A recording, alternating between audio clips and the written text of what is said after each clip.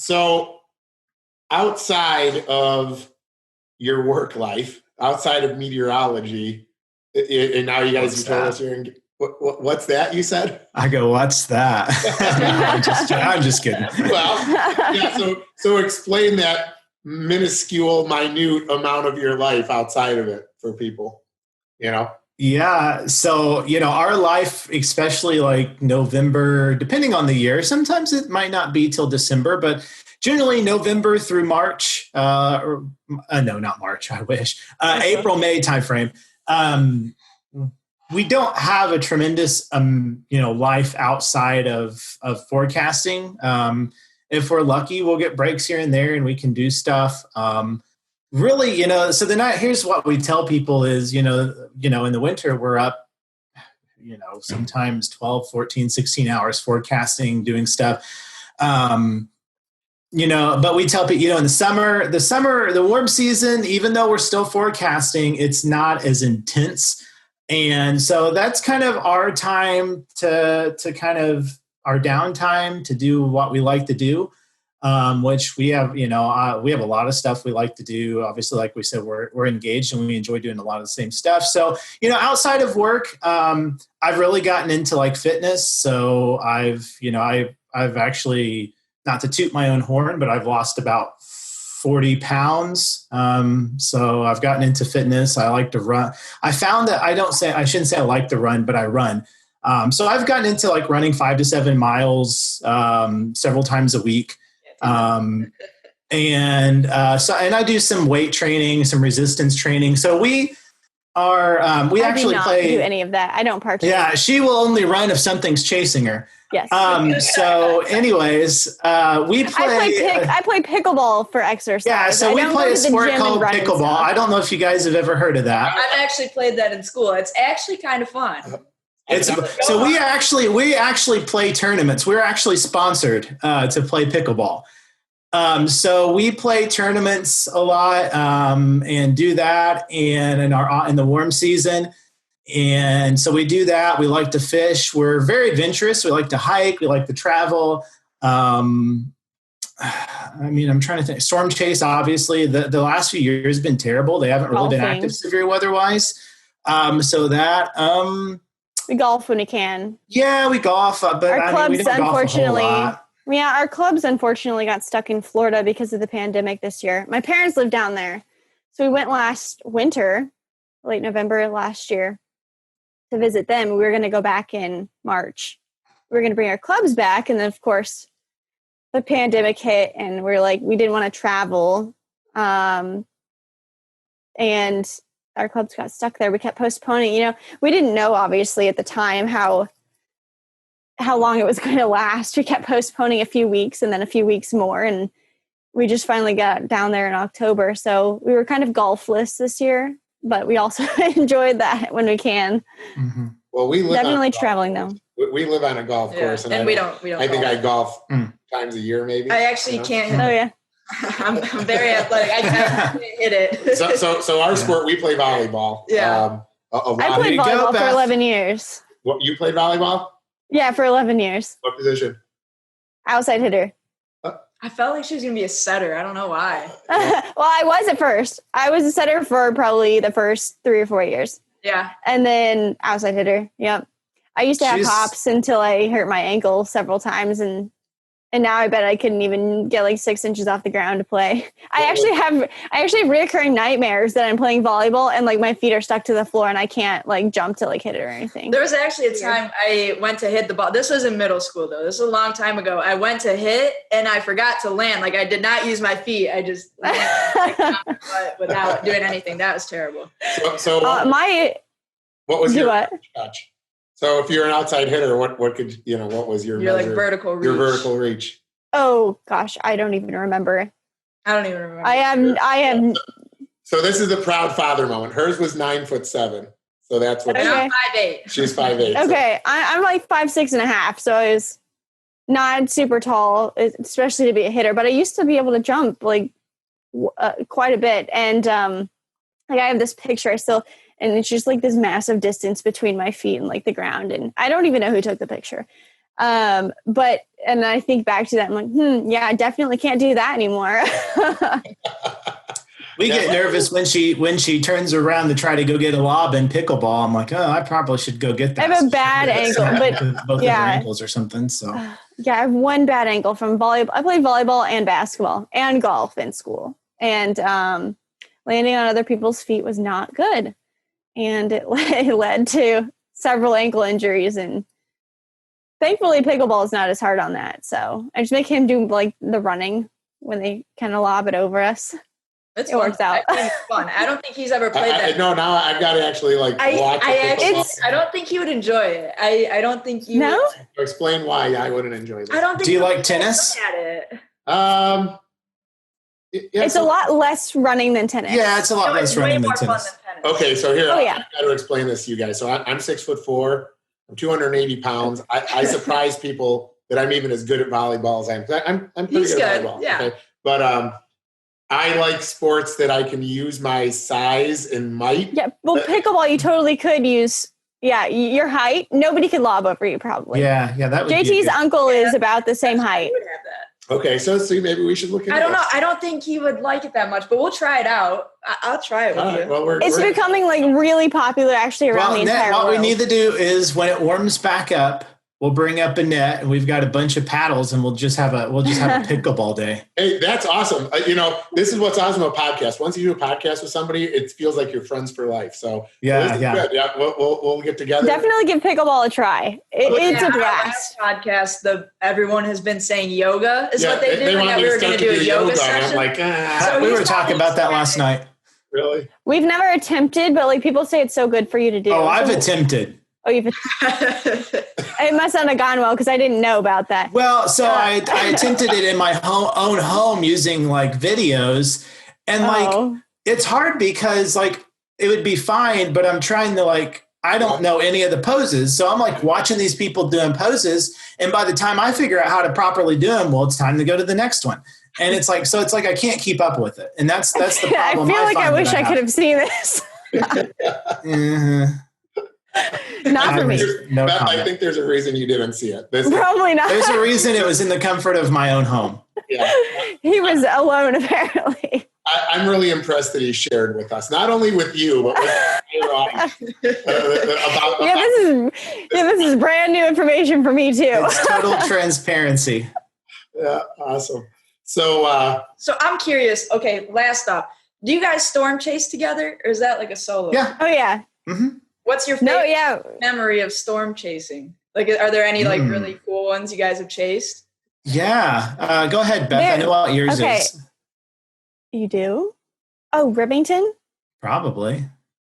Well, I was also going to say the day that we got robbed in Texas. It's not. Well, the day that okay, yes. Hold on. So, well, that's a story. Two different things though. So, my favorite storm chase, I don't know.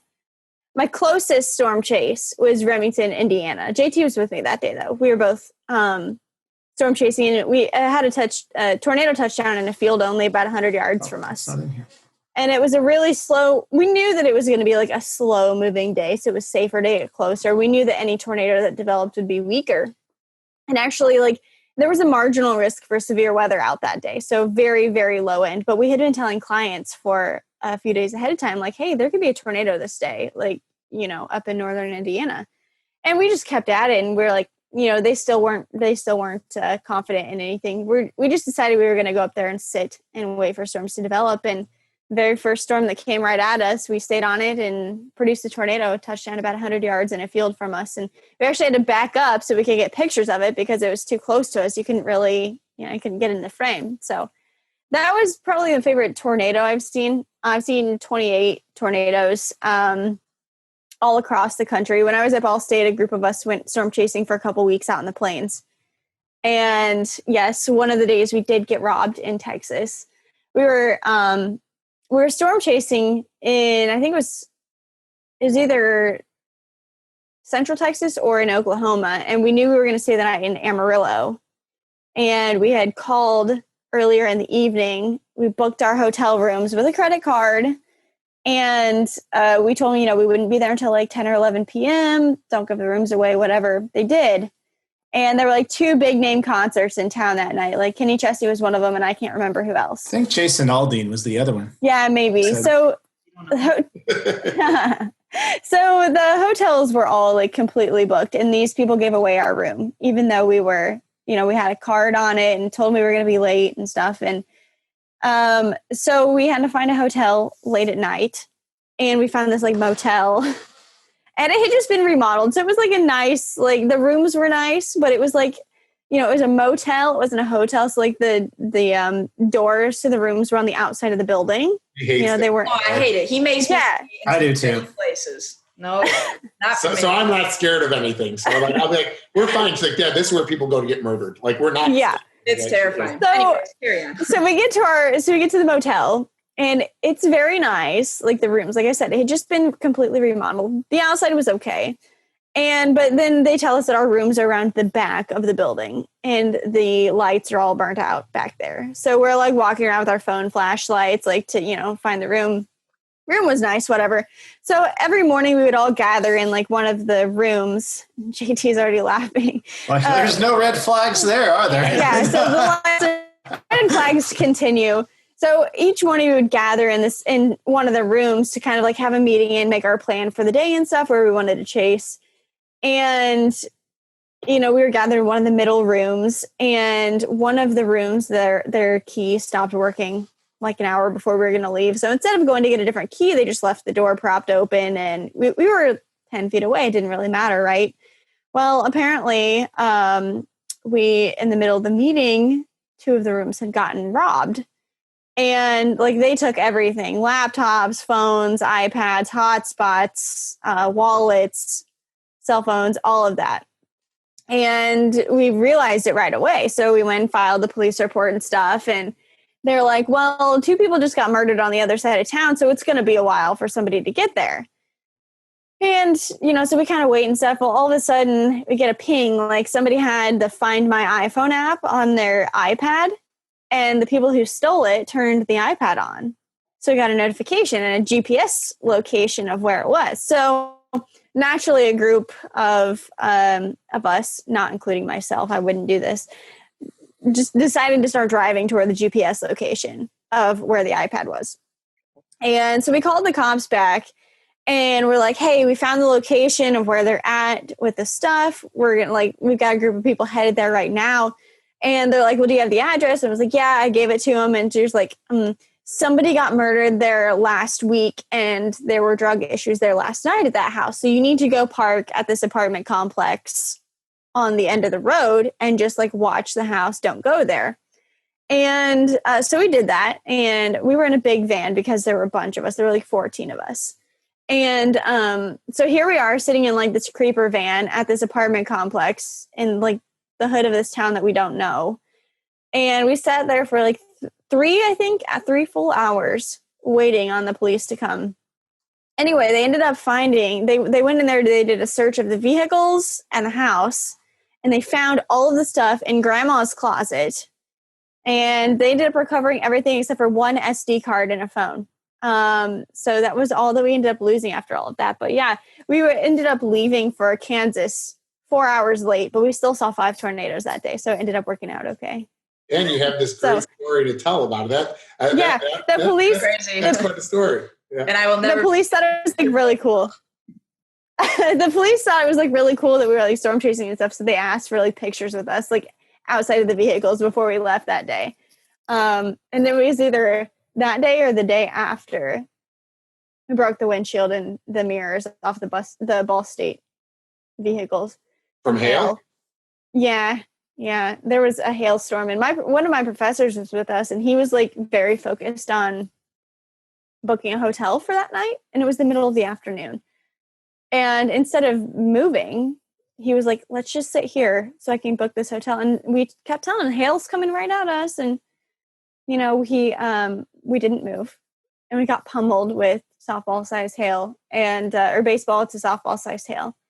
And it didn't bode well for the vehicle. They came back very beaten up. Yeah. So I've never seen a tornado.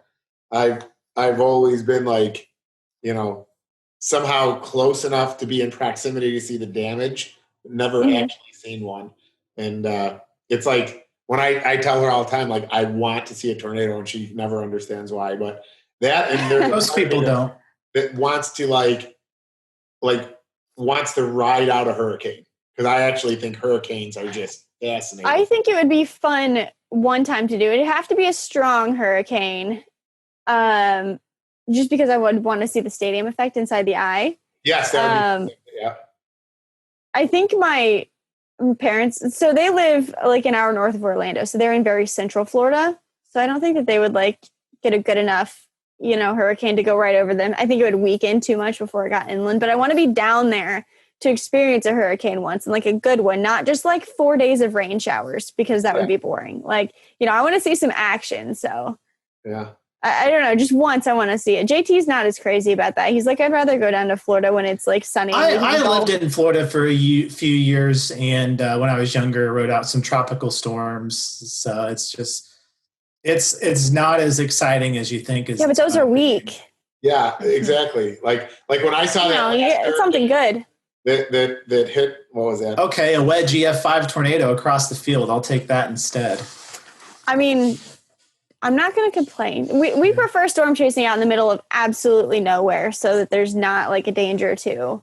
Yeah, because you can see everything, and you're nothing. Yeah, because but we never want to see anything destroyed by them. I would say probably 90% of the tornadoes that I've seen didn't do a single inkling of damage. They were just out in the middle. That's where we're in middle of Kansas and Oklahoma and Texas, and a lot of times there's nothing around, and that's why it's important to have storm chasers and storm spotters, so you can know what's going on when you're in between radars or when people aren't around, so that's helpful too. But we definitely prefer to see them out in the middle of absolutely nowhere doing no damage.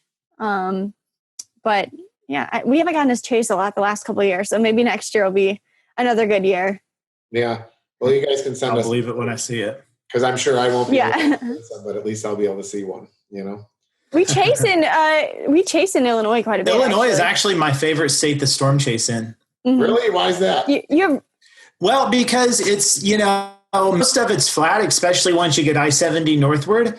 And especially those roads, once you get like up towards like El Paso and Bloomington and those areas. I mean, obviously you have like a little bit of a river valley up towards like Peoria and stuff like that. Mm-hmm. But there's a few little river valleys there, but the roads are just like grids. I mean, it's just like, and mostly paved too. And yeah, they're back and forth, but I mean, gravel roads don't bother me. But yeah, I mean, it's just a good place. I mean, obviously partially it's close to home, so we can be there in 3 to 5 hours, pretty much anywhere we want.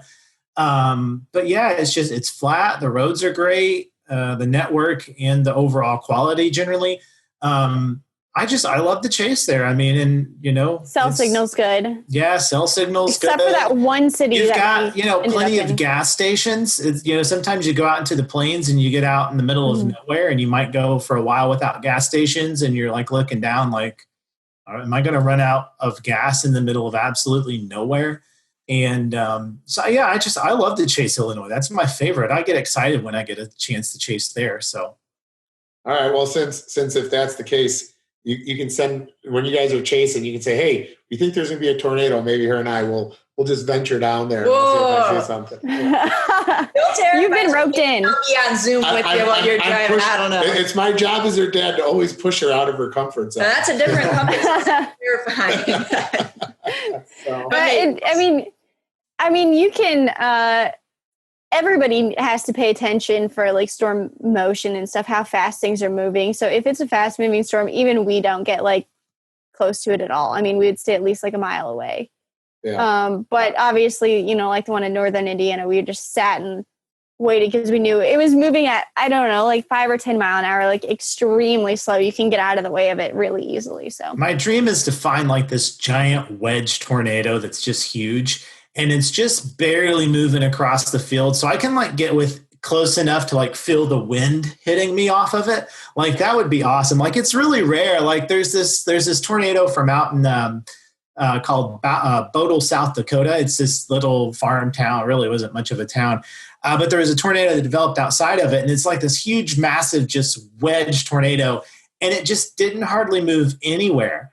But like the storm chasers are like just like pulling right up to it basically and knocking on its front door. And it's like, man, that would be so cool. Like to be that close to this massive tornado and really have confidence that it's not like going to, speed off or shift direction or whatever. And you can just be that close and like kind of feel the power of it. That would be like something tie us down to the car just in case. Mm-hmm. I can't imagine the amount of damage a big tornado like that. I mean, even though it's localized, like, yeah, I would almost like want to see like once it dissipates, like, I mean, did it just completely, I mean, was it just earth at that point? Yeah. So here's something crazy. So I don't know if you guys really remember, but this was like the big story back in, what was it? It was a Dixie Alley outbreak 2012, 2013? 2011. 2011, one of those years. Anyways. The super outbreak, you mean? Yeah, the super outbreak. I think it was, anyways, April 14th, so here's a crazy story from that. That was like I don't want to term it the super outbreak because I reserved that for 1974. But the Dixie Alley outbreak. Yeah, the Dixie Alley outbreak down into Georgia, Alabama, southern states. After that was over, my dad actually went down with a group to do some recovery efforts. And he sent me pictures of where one of the EF5s went through and where it had went over roads. It had actually ripped up the blacktop and the pavement off of the road and just dirt was left. That's how strong it was. So, I mean, it's wild to think how strong these tornadoes are. They can get ridiculous. But yeah, I mean, you can see images after like, especially strong tornadoes going through farm fields and stuff where you can actually see like the circular pattern where the tornado went through and see how that was like laid out in the dirt and stuff. Yeah. Yeah. Yeah. Especially with corn and stuff. It's pretty obvious. Oh yeah. Yeah. Evident, So, Well, guys, you guys have spent quite a long time with us and we appreciate it. I think we're chatty people. Yeah. What was that, Beth? I said, we're chatty people. Well, I actually like it. Listen, maybe, this is good. This sets the foundation and platform for us to chat more in the future. We can communicate. Yeah, for sure. Temperatures and stuff like that in Northern Illinois. But we greatly appreciate your guys' time and coming on. And thanks for having us. Yeah. You guys we were glad to be here. We'll be looking forward to your forecasts all winter, So all right. All right. Thank you. All right. Thanks for having us. Thanks for having us. Nice to meet you. Oh, hey, real quick. I never got the date. When are you getting married? Oh, we don't have one yet. Everything going on right now, waiting. Yeah, no masks in the pictures and everything. Yeah, COVID's kind of thrown a wrench into it because we don't really want to put any of our high risk, family members to make them feel like they either, make them feel like they have to choose of, either go and take the risk of being exposed and who knows what happens, or not going and missing something that we know that they would want to be at. And we don't want to do it like via Zoom call or something like that. So that I think our families would kill us. Yeah, especially hers, probably mine as well. So yeah, we're just kind of, waiting it out at this point to see, hopefully in the next, 6 to 9 months, we can start making some good progress on this and get something, once we see that it's happening, get some dates set. So. Awesome. Yep. Well, it seemed rude not to ask, so sorry I threw that in. Oh, that's all right. I had it written down to ask, and I saw as I flipped the page. So anyways, it was great getting to know you guys better. And you guys are awesome. We appreciate everything you do for us, and we hope to talk again soon. Absolutely. Yeah, Thanks for having us. Thanks for having us.